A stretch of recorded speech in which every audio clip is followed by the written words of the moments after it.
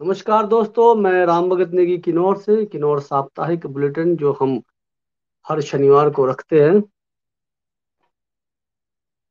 किन्नौर साप्ताहिक बुलेटिन में हम आप लोगों के आसपास की गतिविधियों को लेकर आते हैं। इसमें हम सबसे पहले आपके द्वारा जानना चाहते हैं कि आपके आसपास की घटनाएं पूरे हफ्ते में क्या क्या रही, आपके राजनीतिक उथल पुथल कैसा रहा, आपके मोहल्ले में, गांव में, शहर में किस प्रकार की गतिविधियां रही। इस प्रकार का हम इस एपिसोड में लेकर आते हैं। तो हमारा मकसद रहता है कि पूरे सप्ताह का जो गतिविधियां हैं हमारे किन्नौर के आसपास को उसको आपके समक्ष रखना। जैसे कि होली का त्योहार रहा और जो है पिछले कल ही समाप्त हुआ। और होली का त्योहार पूरे भारत में बहुत हर्षोल्लास से मनाया जाता है। हालांकि ब्रिज की होली बहुत सुप्रसिद्ध है भारत में, और हमारे हिमाचल में मंडी की होली। और फिर किन्नौर के अंदर हम देखेंगे तो किन्नौर में सांगला की होली का अगर बात ना करें तो होली हमारी अधूरी रहेगी। सांगला में 3 दिवसीय होली रहता है, जिसमें जो है पूरे सांगला के जितने भी जो गांव के लोग हैं आप अपने जो है एरिया में, आप अपने मोहल्लों में जो बेहतरीन जो है प्रस्तुति रखते हैं। और सांगला में जो बैरिंगनाथ के द्वारा आशीर्वाद लेकर सभी जो है अपनी टोलियों को निकलते हैं और गांव गांव जाते हैं। गांव गांव जब भी जाते हैं वहां पर जगह जगह पर खान पान मिष्ठान आदि का आयोजन किया जाता है, पूरी हलवा और ड्राई फ्रूट्स आदि। और साथ साथ में हमारे जो लोकल शराब है उसका भी जो पीने वालों के लिए उनके लिए सेवन दिया जाता है। और साथ में मैं बताना चाहता हूँ कि जो सांगला की होली की विशेषता यह है कि यह छितकुल, रक्षम, बरसेरी, थेमगरंग, सांगला, चासू, कामरूप, रूपा, इन पूरे सांगला वैली में इतने हर्षोल्लास से मनाया जाता है कि ये 3 दिन तक चलता रहता है और विधि विधान से चलता है। इसमें जो होलिका थी उसकी झांकी भी जो है प्रस्तुत किया जाता है। उसको होलिका के द्वारा जो है उसको घुमाया जाता है और विधि विधान से जो होली मनाया जाता है। चलिए छोटी सी झलक मैं यहाँ लेकर आया हूँ। लेकिन और अब तक साप्ताहिक बुलेटिन में जितने भी हमारे दर्शक जुड़ते हैं, मैं उनसे निवेदन करता हूँ कि हमारे पेज को फॉलो करें और फॉलो के साथ शेयर जरूर किया करें। और अपना इस साप्ताहिक बुलेटिन में अपना सुझाव और प्रतिक्रिया भी रखा करें। आपके आसपास के जो गतिविधियां रही है आपके गांव में, आपके पंचायत में, आपके शहर में, उसको भी रखने की प्रयास करें ताकि हम यहाँ पर उसको शेयर कर सकें। तो चलिए साप्ताहिक बुलेटिन में आपके प्रतिक्रिया को साझा करना और हम जो उठा के लेकर आते हैं उसको साझा करना। तो होली किस प्रकार से जो है सांगला में मनाई जाती है।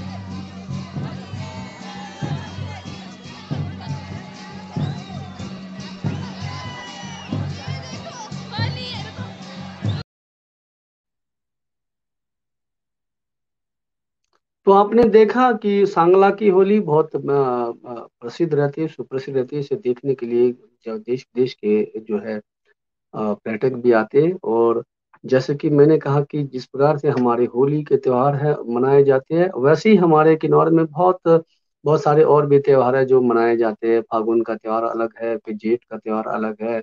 इस प्रकार के जो त्योहार हमारे चलते रहते हैं। पूरा हमारा जो है हिमाचल, पूरा हमारा किन्नौर देवभूमि है। तो जैसे कि आपने देखे कि फागुली का त्योहार हर गांव में अलग अलग प्रकार का मनाया जाता है। उड़ने की छोटी सी मैं आपको झलक लेने आता हूँ। वहां पर किस प्रकार से गानों के द्वारा आपसी जो है महत्व को देते हैं। और एक बार आप देखेंगे फिर उस पर हम प्रतिक्रिया करेंगे।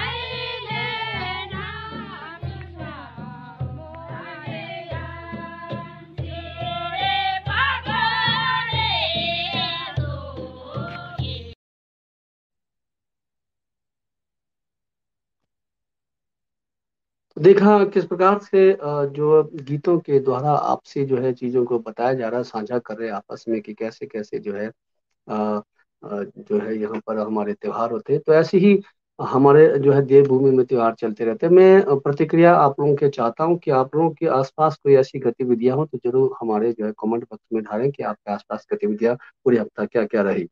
तो चलिए यहाँ पर एक जिस प्रकार से कि हमारे त्योहार चल रहे हैं, तो ऐसे ही हमारे हिमाचल में भी त्योहार जो है कोविड के जैसे पिछले 2 साल हमारे कोविड में निकले, और कोविड के बाद जैसे ही अब जो है माहौल से धीरे धीरे हम निकल रहे हैं, और जिस प्रकार से अब जो तीज त्योहार भी धूमधाम से मनाए जा रहे हैं, और वैसे ही हमारे रामपुर का जो फाग मेला है, फाग मेला का आगमन हो चुका है, देवी देवताओं का आना शुरू हो गया है, राजमहल पर उनकी जो है क्या बोलते हैं, उन पर जो है उनका स्वागत किया जा रहा है। तो चलिए फाग मेला की थोड़ी सी झलक हम आपको यहाँ दिखाते हैं कि किस प्रकार से फाग मेला जो है हमारे किन्नौर में, हमारे रामपुर में मनाया जाता है।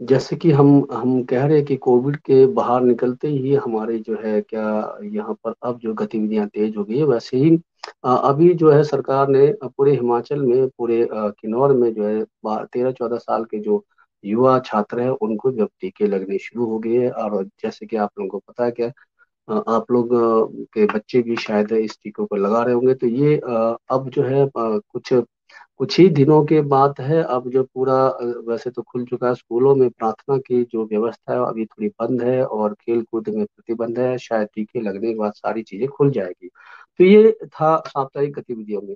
साप्ताहिक गतिविधियों में हम आपके आसपास के घटनाओं को लेकर आते हैं, कुछ मार्मिक हो सकते हैं, कुछ हास्य हो सकते हैं, और कुछ जो है आपके मेले तीज त्योहार हो सकता है। एक ले चलते हैं अब राजनीति परिषद को लेकर, राजनीति का विषयों को लेकर हमारे काबिल कीर्ति नेगी जी पूरे किन्नौर का दौरा करते और सर्वे करते हैं कि किन्नौर में गतिविधियों को लेकर प्रोजेक्ट पर किन्नौर का रुख कैसा है।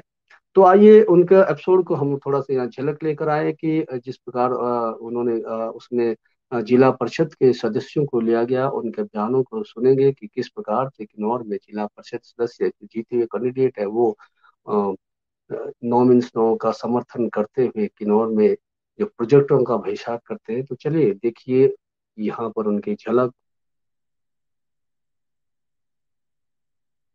बारंग से भी रोजगार चाहिए, तो रोजगार दे कहाँ रहे आप? रोजगार दे नहीं रहे। विधानसभा में हमारे पावर मिनिस्टर कहते हैं कि प्रोजेक्ट बन के रहेगा, यहाँ के लोगों को बरगलाया जा रहा है एनजीओ एक्सेट्रा द्वारा। तो इस विषय में हमारे जिला परिषद के सदस्यों का क्या कहना है ये भी जानने की कोशिश करते हैं। लेकिन मेरा सिर्फ एक सवाल है कि मेरे पीछे जो प्रोजेक्ट लगा पड़ा है ये कब कंप्लीट होगा, प्लीज बताइए। हमारे सदन में हमारे ऊर्जा मंत्री पावर मिनिस्टर का जो स्टेटमेंट आया था कि आजकल एक ट्रेंड चल गया है कि जितने भी हाइडल प्रोजेक्ट्स बनते हैं उनका अपोज होता है। तो ये बहुत ही अजीब सा एक स्टेटमेंट था। मैं इसका बिल्कुल निंदा करता हूं, क्योंकि देखिए सर, जब आपको अगर इतने लोग, इतने यूथ, इतने लोग, इतने गांव जो अगर इसका अपोज कर रहे हैं तो कहीं ना कहीं कुछ ना कुछ कारण है। तो इसके लिए आपको वहाँ ग्राउंड लेवल तक आपको जाना पड़ेगा, उन जनता के बीच में जाना पड़ेगा, उनके दर्द को समझना पड़ेगा। आप जैसे कह रहे थे कि जैसे एमओयू साइन होता है उसके बाद जो है ऑब्जेक्शन शुरू हो जाते हैं। ऑफ कोर्स, जब आप एमओयू साइन करने से पहले उन कंसर्न लोगों के राय नहीं पूछोगे तो ऑब्जेक्शंस तो लाजमी है और ये ऑब्जेक्शन होता रहेगा। तो मेरा भी यही मानना है कि इस प्रकार के एमओयूज जब साइन होते हैं तो उनसे पहले कंसर्न ग्राम सभा के लोगों से, उन कंसर्न गाँव के लोगों से एक राय जरूर होनी चाहिए। फिर भी सरकार के कोई नुमाइंदे वहाँ आके बात तो करे सर, उनकी प्रॉब्लम तो पता लगे लोगों को, उनको मंत्रियों को पता लगे कि भी क्या समस्या है। उनको बैठे बैठे उनको थोड़ी पता कि नॉर्थ में क्या नुकसान हो रहा है। हाइडल प्रोजेक्ट बनने नहीं चाहिए मेरे हिसाब से तो जी, मैं ये समझता हूँ। क्योंकि नुकसान देखो ना, हमारे जो है जल के स्रोत है सारे सूख गए, ठीक है जी। फिर जो बोलते हैं कि हम 1% लाड़ा का देते हैं, लाड़ा के पैसे से कुछ हो रहा नहीं है। हमने भी इतनी लोगों की जो जन समस्या रखते हैं वो 1 साल हो गया, 1 साल से हम देख रहे हैं कि ये कोई समाधान नहीं कर रही है सरकार। हमारे मंत्री ने कहा कि भी हाइड्रो प्रोजेक्ट तो बनेगा ही बनेगा। उनका भी यही कहना है कि जो हमारे विधायक श्री जगत सिंह नेगी जी ने क्वेश्चन उठाया था तो उसके जवाब में उन्होंने बोल दिया कि भाई हम तो प्रोजेक्ट तो बनाएंगे और इन्होंने एसएमएल को दे भी दिया ये प्रोजेक्ट और उसमें एमओयू भी हो चुका है साइन। तो ये तो बोल रहे कि हम बनाएंगे। पर जो हमारी जो जंगी ठप्पन वाले जितने भी हमारे जो जितने भी उसमें एरिया आता है, आपका रारंग, आपका लिप्पा, आपका जंगी और उसके अलावा आपका स्पिलो, ये जितने भी जो एरिया आते हैं, मूरंग का एरिया आता है, ये जितने भी है वहाँ के स्थानीय लोग इस प्रोजेक्ट को नहीं चाहते। और जब तक ये वहाँ के जब स्थानीय लोग नहीं चाहेंगे तो ये प्रोजेक्ट नहीं बनेगा। हमारे ऊर्जा मंत्री ने अपनी कैपेसिटी से कहा होगा कि यहाँ पर प्रोजेक्ट्स बनने चाहिए, पर मैं यहाँ जो प्रोजेक्ट्स है उसके खिलाफ हूँ। क्योंकि हमने यहाँ पर देखा है कि यहाँ पर हमारे किन्नौर कितना तबाह हो रहा है, कितने चट्टान गिरते हैं। हम जब चलते हैं, जाते ऊपर नीचे चलते हैं तो हमें 10 बार सोचना पड़ता है कि कहीं से चट्टान ना गिरे, कहीं पर कुछ ना हो जाए। इसलिए मैं इस प्रोजेक्ट के खिलाफ हूँ। ये प्रोजेक्ट बनना ही नहीं चाहिए। मैं एक प्रतिनिधि के नाते नहीं, एक किन्नौर की जनता होने के नाते कह रही हूँ कि ये प्रोजेक्ट्स नहीं होने चाहिए। कहीं ना कहीं इस कैंपेन को मुझे लगता है कि हाईजैक करने की कोशिश की जा रही है। पीछे आप विधानसभा सदन में माननीय हमारे विधायक महोदय जी का एक स्टेटमेंट आ रहा था कि वो बहुत बढ़ चढ़कर, मैंने पहली बार देखा कि बढ़ चढ़कर हमारे ये क्या कहते हैं इस हाइडल प्रोजेक्ट के इसमें बोल रहे थे कि देखो सरकार को समझना चाहिए, मानना चाहिए, क्योंकि हमारे पास कई अधिनियम है, कई कानून हैं। और उन्होंने एक चीज बड़ा इंटरेस्टिंग बात की कि बड़ा अच्छा लगा पहली बार उनके मुंह से सुनकर के हमारे पास पैसा कानून है, पैसा का अधिकार है। तो मैं उनसे ये कहना चाहता हूं सर, पैसा तो पंचायत एक्सटेंशन ऑफ ए जो हमारा शेड्यूल एरिया है ये तो 2006 का 1996 का 1996 का ये बना हुआ है। तो 1996 के बाद आज जाके उनको इसके बारे में ज्ञान आया। जब आपने करछम वांगतू में गोलियां चलाई आपके सरकार में लोगों को, तो उस टाइम पर क्या ये कानून नहीं थे, क्या ये अधिकार नहीं थे? तो उस टाइम पर तो आप लोगों के साथ खड़े नहीं हुए कि देखो ये जो जनजातीय लोग हैं इनके अधिकार है, इनके राइट्स है, दैट्स वाई वो लड़ रहे हैं। आप तो उस टाइम पर अपोजिट, कभी आप सुना नहीं कि आप जनता के फेवर में बोल रहे हैं। आज अचानक आपका जो रवैया है एकदम चेंज हो गया। दिस मीन्स मेरा यही है कि youth have to be like very clever. अब आपको बहुत चौकन्ना होना पड़ेगा। कोई भी इस प्रकार के जो राजनीतिक मंशा लेकर आपकी इस मुहिम को हाईजैक करने की कोशिश करेगा तो मेरे हिसाब से इस प्रकार की राजनीति जो खेलने की कोशिश कर रहे हैं लोगों के विचारों से, लोगों के दर्द के साथ दर्द के फायदा उठाकर, तो वो बिल्कुल ही गलत है। जब आपका करछम वांगतू बना था तब भी एनओसी के टाइम में कांग्रेस की सरकार थी और पैसा कानून की उस समय तो बात नहीं हुई थी, ऐसा कहा जा रहा है। तो इस संदर्भ में आपका क्या कहना है? अभी पैसा कानून की बात कर रहे हैं, जब वो प्रोजेक्ट बना था उस समय भी तो कई गांव ऐसे थे जिनसे एनओसी नहीं लिया गया, तो उस समय पैसा कानून कहाँ गया था? ये आपने बिल्कुल बहुत एक अच्छा सवाल पूछा। इस बारे में हम भी बहुत लोगों को, किन्नौर की जनता को बताना चाह रहे थे। ये बिल्कुल बढ़िया बात है। उस वक्त आपने देखा जब करछम वंगतु चला था, तो करछम वंगतु में आपको पता है उस टाइम इन्होंने स्ट्राइक किया था, तो लोग इसको बनने नहीं दे रहे थे। पर आपको पता, शायद आपको इस बात में पता नहीं होगा, उस टाइम कुछ पंचायतों ने एनओसी जारी कर दिया था। जैसे आपके सापनी पंचायत, किलबा पंचायत और इस साइड के कुछ पंचायतों ने भी एनओसी जारी कर दिया था। तो उस वजह से यूनिटी खत्म हो गई। तो उस वजह से जब यूनिटी खत्म हो गई तो आधे लोग चाह रहे थे प्रोजेक्ट बने, आधे लोग नहीं चाह रहे थे। उसमें जो सबसे जो प्रॉब्लम जो नहीं चाह रहे थे वो थे प्रोग्राम वाले एरिया वाले, जिनके नीचे सुरुंग जाना था, वो नहीं चाह रहे थे। पर उनकी आवाज़ दब गई उस टाइम। वो इसलिए दब गई उनकी आवाज़ क्योंकि वहाँ पे कुछ पंचायतों ने दे दिया एनओसी कि हमें चाहिए। तो उसमें क्या हो गया कि उस संबंध में डीसी को ज़्यादा पावर दे दिया गया, भी आप आपके देखिए। तो जब डीसी ने जब देखा तो कुछ पंचायतों ने माना हमें चाहिए, कुछ पंचायतों ने बोला नहीं चाहिए।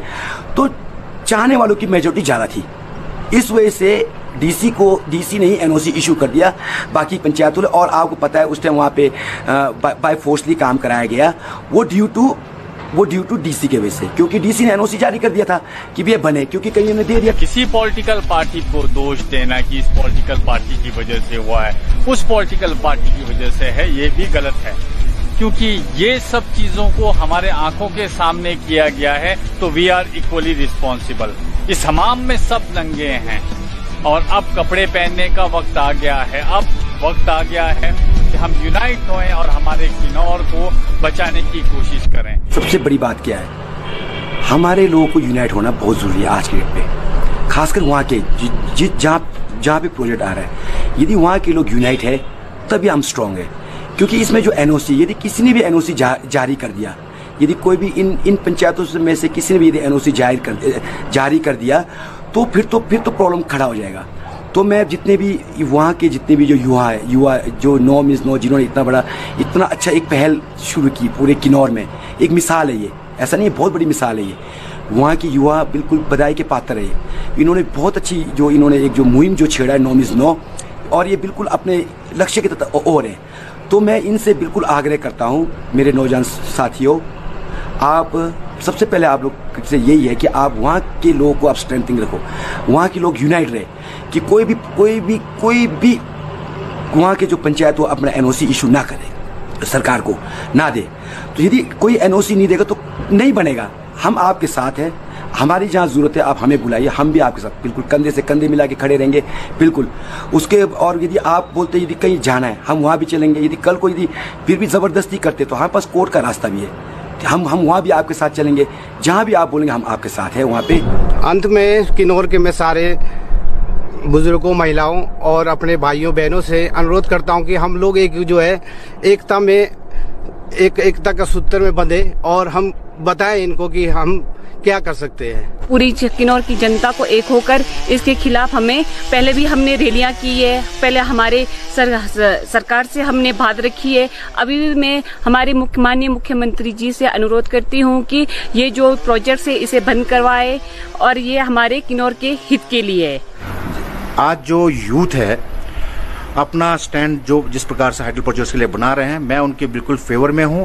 बहुत ही सहजता के साथ और बिल्कुल जेन्युइनली अपने जो भी रीजंस हैं, जो भी अपने जो ऑब्जेक्शंस हैं उसको सरकार के सामने रखें, और कहीं ना कहीं सरकार को इसके बारे में सोचना पड़ेगा।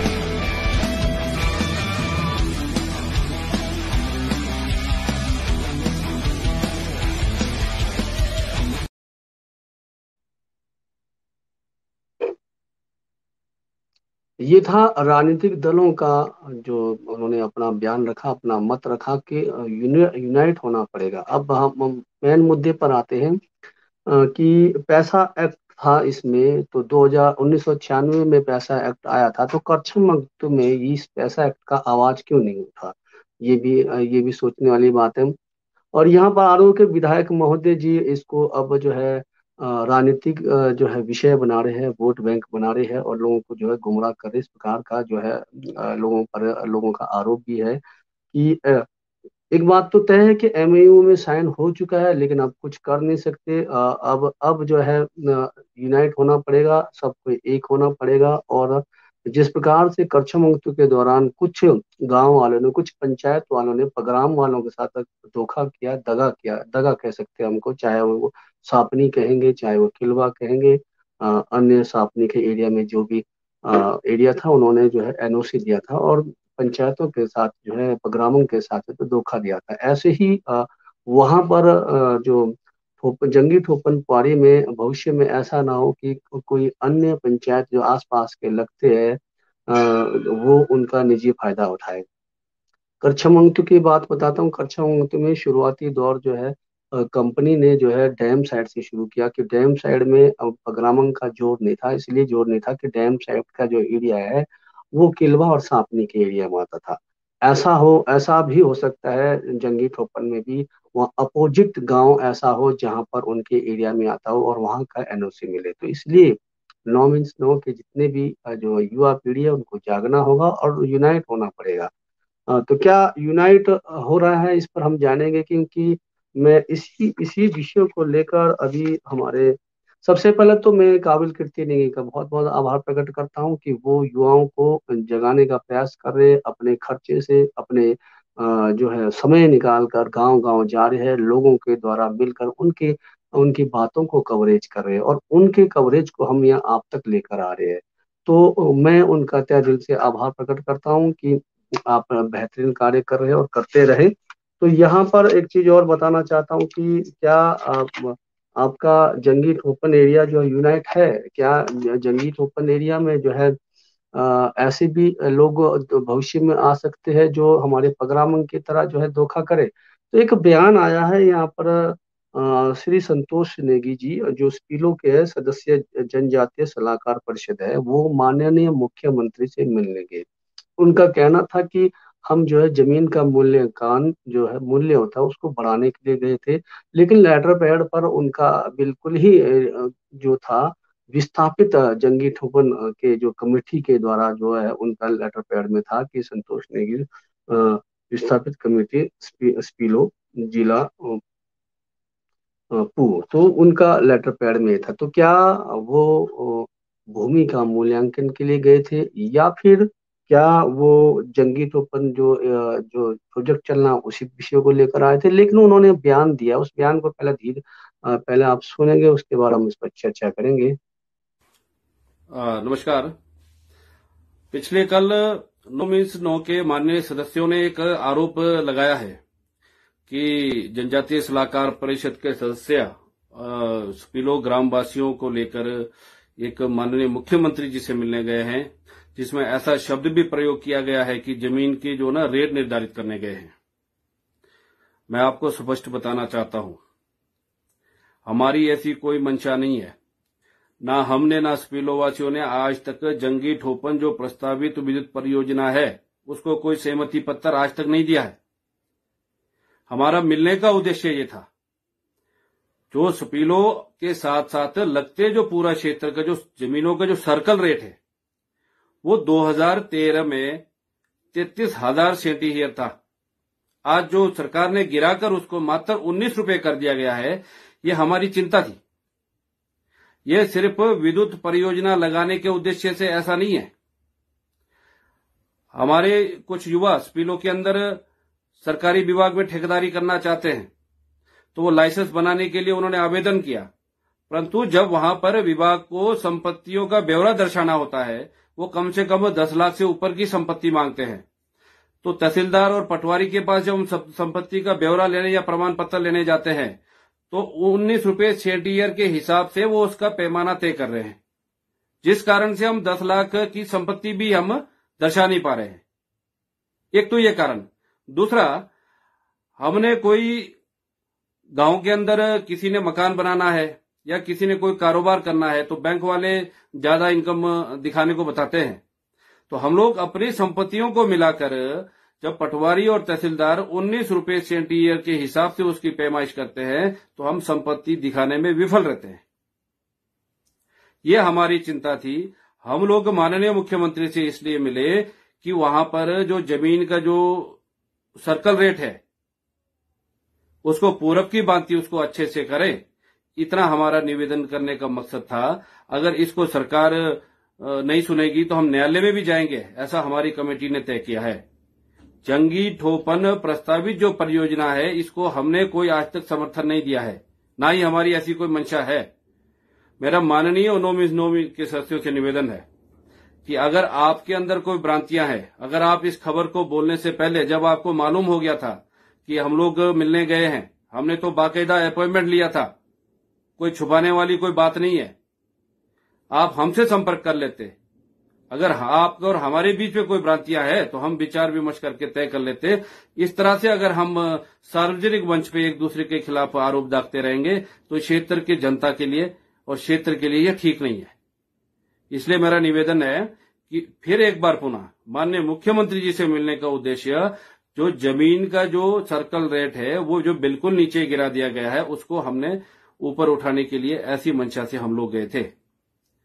फॉर एग्जाम्पल मान लो हमारे बार बार विरोध करने पर भी, जैसे कच्छम मंगथू के अंदर परियोजना लगी, ऐसा भी चर्चा में आ रहा है कि गृह मंत्रालय या रक्षा मंत्रालय हमारे क्षेत्र के अंदर कहीं न कहीं ये अपने पोस्ट खोलना चाह रहे हैं, ये इनके अपने कैंप्स बैठेंगे, जवानों को रखेंगे। तो ऐसे हालात में भी जब वो भूमि का अधिग्रहण करेंगे तो हमारी जो भूमि है कौड़ियों के भाव में जाएंगे इस दाम पे। ये चिंता जरूर है हमारी।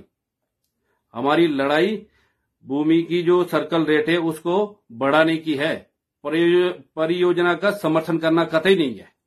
इसलिए मेरा निवेदन है, आपको कोई शक है या त्रुटियां है तो आप हमसे संपर्क करें। मुझे इतना ही कहना है। आप सबका बहुत बहुत धन्यवाद। प्रणाम।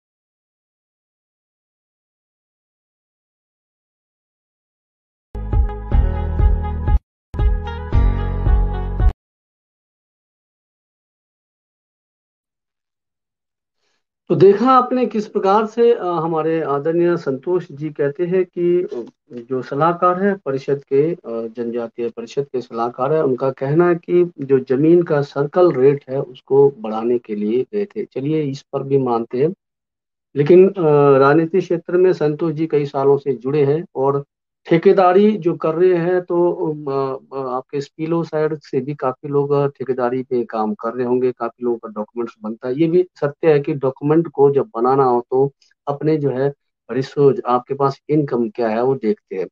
इनकम आपको जो है 10 लाख तक का मांगा जाता है डी क्लास, जब आप शुरुआती तौर पर बनाते हैं, तो ये भी बिल्कुल जायज है। सारा घुमा फिरा कर करछमंगत का माहौल भी इसी प्रकार का था कि जब करछमंगत की जो संघर्ष चल रहा था, लड़ाई चल रहा था, वहां पर कुछ जो है कुछ लोगों ने जो है इस प्रकार का काम किया कि एक वक्त आ गया कि जो है जो संगठन बिखर बिखर गया और जो है कब्जा कर लिया जो है कंपनी ने। और कब्जा किस प्रकार किया, वो जो फोर्स के द्वारा, पुलिस के द्वारा।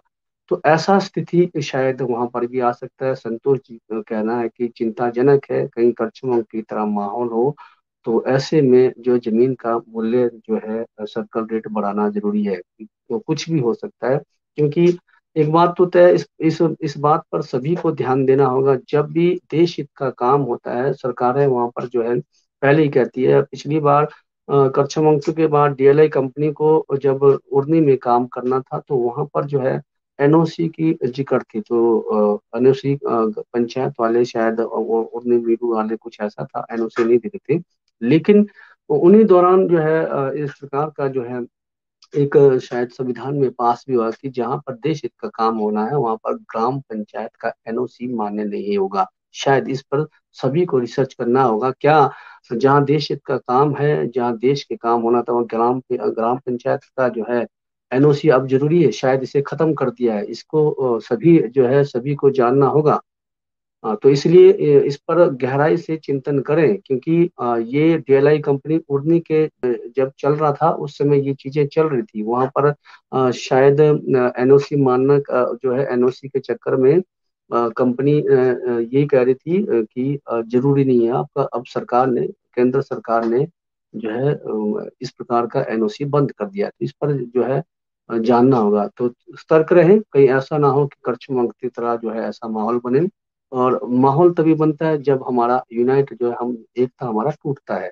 तो आपके लिए जो है अगर 9 मीन्स 9 की जो मेहनत जो है खत्म हो जाएगी, और आपका जो है काबिल कितनी ने जितना मेहनत कर रहे हैं और जो बचाने के लिए, संरक्षण के लिए हमारे किन्नौर को, तो उनका मेहनत खत्म हो जाएगा। तो कृपया सभी राजनीतिक दल ऐसे टाइम में, और सभी से हम ये भी जानना चाहते हैं कि अपनी प्रतिक्रिया किन्नौर अब तक पेज में जरूर प्रतिक्रिया करें कि कितने लोग जो है प्रोजेक्ट के लिए जो है किन्नौर में प्रोजेक्ट चलना चाहिए वो अपनी प्रतिक्रिया करें, और कितने लोग जो है प्रोजेक्ट नहीं चलना चाहिए वो प्रतिक्रिया करें। इससे साफ जाहिर होगा कि किन्नौर में कितने लोग चाहते हैं कि अभी भी प्रोजेक्ट बने। तो दरगिन चंद ये लोग अपना दरगिन चंद जी कहते हैं ये लोग अपना बेनिफिट देख रहे हैं, अपना डिस्ट्रिक्ट किन्नौर का नहीं। तो ये बिल्कुल सत्य है, लेकिन एक बात ये भी है बेनिफिट, एक बात ये भी चिंता और विषय की बात है, जब गृह मंत्रालय का जो है आएगा जो है ऑर्डर आएगा और धारा 140 लगेगा और सैनिक कवर कर लेंगे, तो हमारे भूमि जो है घूस के भाव जा सकते हैं। इसलिए गांव वालों को भी समर्थन करना चाहिए, सर्कल रेट को बढ़ाने के लिए पहले तो प्रयास करें, क्योंकि सर्कल रेट बढ़ने से आपकी युवा पीढ़ी के लिए बहुत फायदा होगा।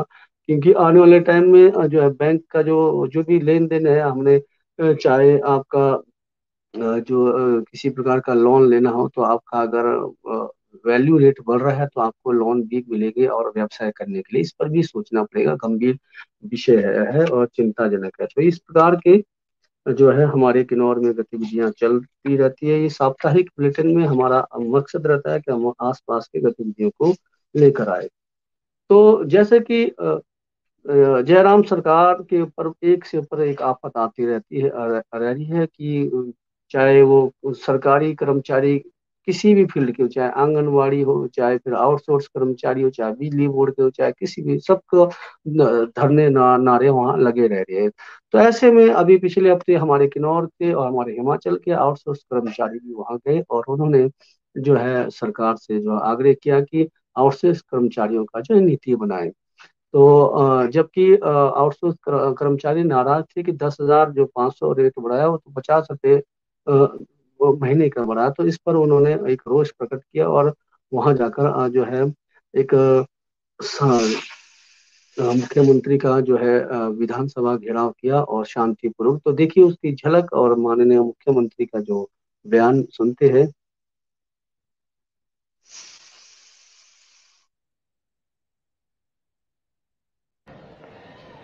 हम कोशिश कर रहे हैं, मैं इस बात के लिए मैं आप सबके बीच में जरूर कहना चाह रहा हूं, हमारी मंशा है अब मदद करने की, और मंशा मदद करने के लिए, रास्ता निकालने के लिए जो हमने जो एक व्यवस्था की है, उस व्यवस्था को हमको आगे बढ़ाने की दिशा में आप सबका भी सहयोग चाहिए। कई बार कुछ लोग ऐसे भी करने की कोशिश करेंगे कि भाई नहीं अभी करो, इसी वक्त करो, आज ही करो, यही करो, ऐसा मुझे लगता कि वो उचित नहीं होगा। कोई भी चीज अगर हम पीटीए के बारे में अगर हमने अंतिम अंजाम तक उस चीज को पहुंचाया, वक्त लगा, लेकिन टेक्निकल चीजों को एक एक चीज को सेटल करके हमने जो है उसको पूरा किया, ताकि उसमें कहीं भी इस तरह का प्रावधान, इस तरह की गुंजाइश न रहे, ताकि कोई कोर्ट में फिर जाकर के उलझ जाए मामला। और उसी तरह से एसएमसी के लिए भी हम वही करने की कोशिश करें कि कोई टेक्निकल चीजों को बारीकी से, लीगल ओपिनियन, लॉ की ओपिनियन, सारी चीजों को लेकर के हम उनको अध्ययन करें, उसके बाद फिर हम आगे बढ़ें। और इसी तरह से आप जितने भी आउटसोर्स कर्मचारी हैं, आपके लिए क्या रास्ते निकल सकते हैं, क्या एक रास्ता निकल सकता है, क्या अलग अलग रास्ते निकल सकते हैं, इन सभी बातों को लेकर के हम बारीकी से इसका अध्ययन कर रहे हैं, ये मैं आपके बीच में कहना चाहता हूं। और मैं आज आपके बीच में इतना जरूर कहना चाहता हूं, स्वाभाविक रूप से आप सब लोग इस बात को लेकर के चिंतित भी हैं, व्यथित भी हैं, आपको समय भी लग गया। यहां काफी देर से मैं देख रहा हूं कि आप काफी देर से यहां पर खड़े हैं। यहां पहुंच करके मैं क्षमा चाहूंगा कि विधानसभा का सत्र चला है अंदर, और विधानसभा के सत्र में हर बात का जवाब देने के लिए वहीं उपस्थित रहना पड़ता। अभी मैं बाहर आ गया थोड़ी देर के लिए, यहां पर जो हमारे कुछ लोग मिलने आए थे, तो हमारे विपक्ष के मित्र बाहर चले गए, बोलते मुख्यमंत्री ही नहीं है, बोलते तो हम तो बाहर चले जाएंगे। तो फिर जाकर के उनको वहां जो जवाब देना था विधानसभा के अंदर किसी विषय को लेकर के दिया, अब इसके तुरंत बाद मुझे फिर जाकर के अंदर जाकर के जवाब देना है। मेरा आप सबसे निवेदन है कि आप इसी प्रकार से जो कोऑपरेशन और कोऑर्डिनेशन का इस माहौल को कायम रखें और जो भी बेस्ट पॉसिबल वे आउट निकल पाएगा, रास्ता निकल पाएगा, उस रास्ते में हम ईमानदारी से कोशिश करेंगे कि आपकी मदद कैसे हो सके, उस रास्ते को निकालने की कोशिश करेंगे। ये मैं आपके बीच में कहना चाहता हूं। आप लोग इस बात को लेकर के खासतौर से चाह रहे होंगे कि भाई आज ही घोषणा हो, इसी प्रकार से मुझे लगता है कि ऐसा करना उचित नहीं होगा। आपका हमने एक तरीका जो निकाला है, उस तरीके को जो जिस तरह से मैंने कहा कि सुझाव के माध्यम से आगे बढ़ने का जो टेक्निकल चीजें हैं, उनका एक एक का कैसे रास्ता निकल सकता है, उस दृष्टि से हम आगे बढ़ेंगे। और मैं आप सबके बीच में इतना जरूर कहना चाहता हूं कि हमारी मंशा मदद करने की सदैव रहेगी, इस बात को लेकर के मैं स्पष्ट करना चाहूंगा। और आने वाले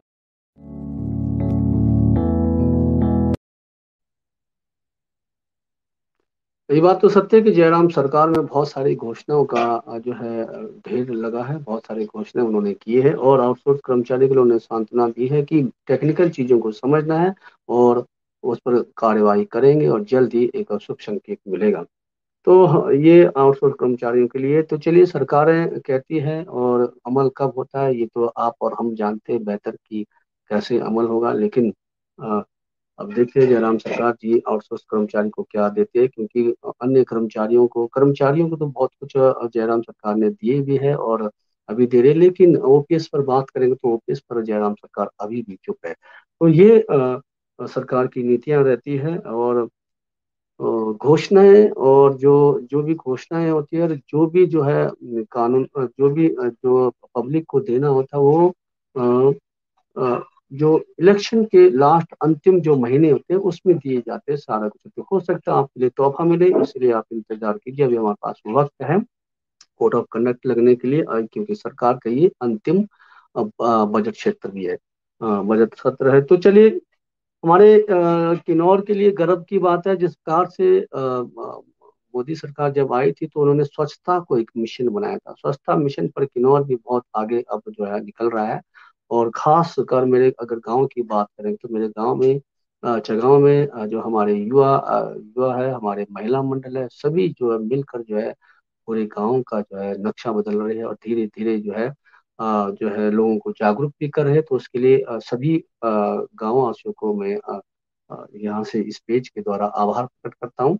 तो यहाँ पर किन्नौर के जो है 6 पंचायतों को जो है इनाम दिया है सरकार के द्वारा और स्वच्छता के द्वारा। इसमें चगांव और चगांव पंचायत और रोपा के कुछ पंचायत, पोरनी के पंचायत और ठंगी पंचायत, किलवा पंचायत और रक्षम पंचायत, उन सब भी पंचायतों के लिए हार्दिक बधाई। और आप लोगों का श्रेय जाता है सफाई के लिए। ये बहुत बेहतरीन प्रयास है स्वच्छता पर। इस प्रकार का जो कार्य सभी युवा पीढ़ी अब समझ रहे हैं और ये हमारा फर्ज भी बनता है कि हम जो है स्वच्छता पर काम करें। जिस प्रकार से हम स्वच्छता पर काम करें, हमारी युवा पीढ़ी जो है जगह जगह से कूड़ा करकट उठा के जला रहे, वैसे ही कुछ लोग जो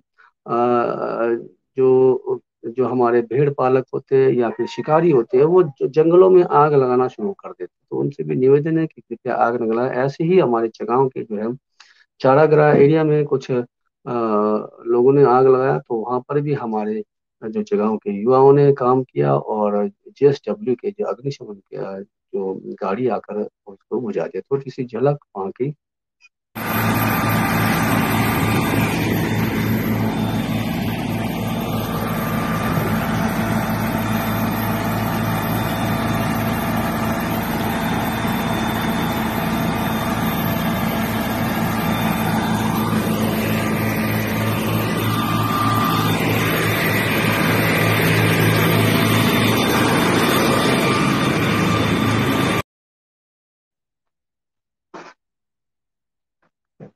तो ये हमारा साप्ताहिक बुलेटिन रहता है। साप्ताहिक बुलेटिन में हम कुछ आसपास की गतिविधियों को लेकर आते हैं और आपके कमेंट के द्वारा भी हम जानना चाहते हैं, लेकिन आप लोगों के कमेंट आते नहीं, आप लोगों की प्रतिक्रिया आती नहीं है। तो ये एक खुशखबरी उन युवाओं के लिए जो अपने लिए रोजगार चाहता है तो पुलिस विभाग में जो रोजगार खुला है उस पर जो है जिला किन्नौर के उन सभी महिला और पुरुष अभ्यर्थियों के लिए दिनांक 9/11/2021 से 11/11/2021 तक की पुलिस आरक्षी भर्ती की परीक्षा उत्तीर्ण की है। जिन्होंने उत्तीर्ण की है, लिखित परीक्षा दिनांक 27 मार्च 2022 को रविवार को 12 बजे TS नेगी राजकीय महाविद्यालय में आयोजित होने। जिन्होंने 2021 में जो आपका उन्होंने जो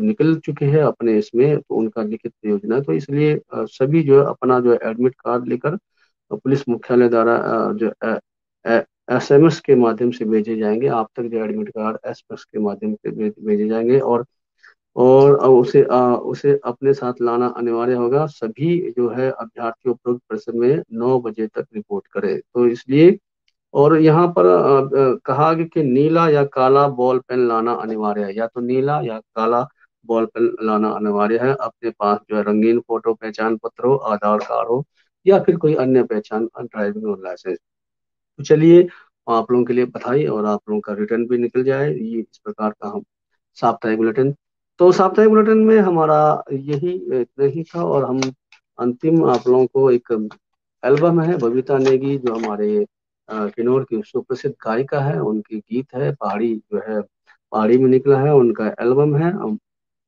जो है मेरा मामा। तो उस एल्बम को सुनिए और फिर हम यहाँ से अलविदा लेंगे और मिलते हैं फिर हम कल संगीत संध्या और संगीत पर चर्चा में। तो ये पासन प्रोडक्शन के YouTube चैनल में आपको मिलेगा। तो सुनिए बबीता नेगी की जो गाने।